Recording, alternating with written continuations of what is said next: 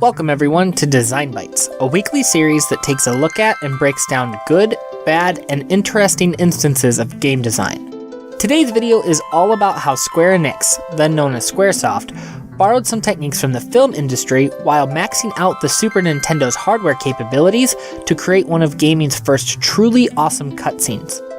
Let's take a look at how Final Fantasy VI left an incredibly strong first impression with its brilliant cinematic opening, and learn exactly what the developers did to make it so memorable.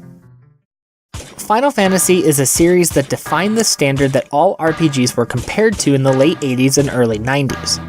Square produced multiple titles of high quality for both the original Nintendo and Super Nintendo systems. The series surfaced to the top of the RPG genre because of its gameplay and ability to tell interesting stories with unique characters, despite the technological limitations at the time. By the time Final Fantasy IV and V arrived in 1991 and 1992 respectively, the series had an established formula where multiple characters who had their own individual storylines would team up while tying themselves together with the main plot in some way.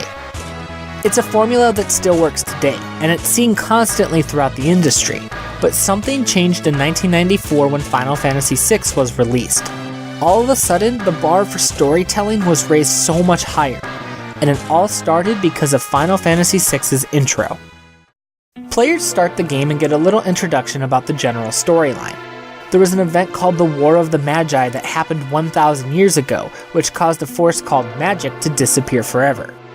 Since then, humankind has rebuilt itself with technology akin to an industrial revolution, but some people are bent on bringing back magic now that the War of the Magi has become nothing more than a story. Players see three characters, one of which is clearly important and different, talking amongst themselves about a mission they're on. This text introduction, featuring panning shots of various landscapes, was a pretty standard way of introducing a game's main thematic elements back in the day. But as the trio finishes up, this happens.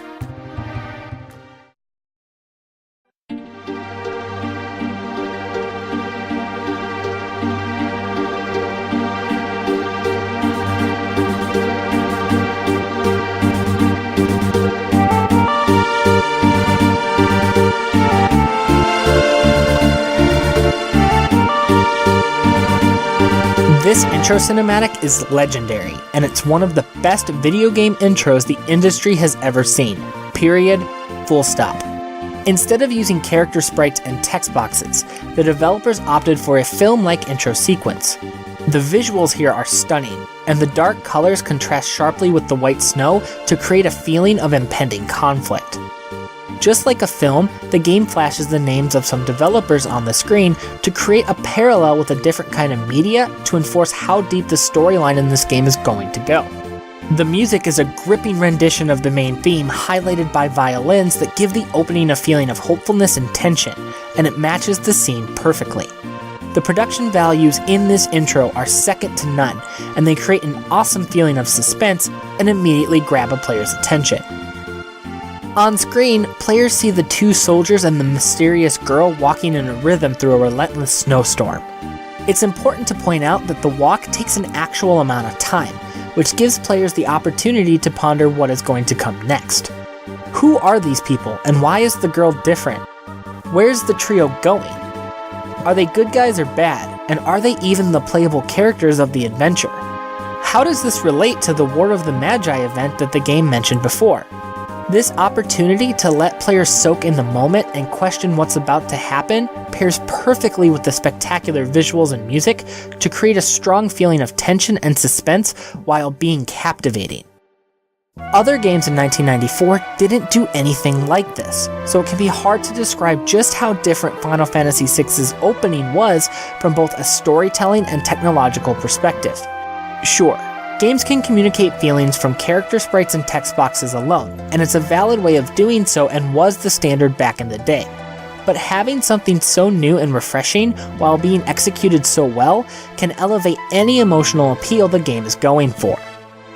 Square's decision to use the pseudo 3D perspective made the intro so unique, and they were able to accomplish this by using the Super Nintendo's Mode 7 option. Mode 7 is the name of a graphics mode that allowed the Super Nintendo to scale and rotate backgrounds to create the appearance of having depth, thus creating a pseudo 3D effect. Pre-rendered cutscenes weren't an available option at the time, and Square should be commended for creating such a convincing effect with the system's limitation.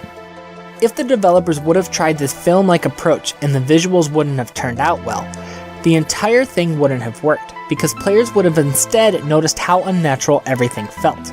It's great that Square's artists were able to take the time to put in such detail for what ultimately amounts to only 2 minutes of animation. Final Fantasy VI's opening is a prime example of one that's done right. It captivates players from the very start, it sets the tone for the adventure, it creates suspense and leaves players wanting more, and it's memorable. By using the uniqueness of the Super Nintendo's Mode 7 option, and through great vision from the developers and artists, the intro of the game leaves an incredibly strong first impression. It's an intro that seemingly never gets old, and its presence has helped storytelling in video games ever since.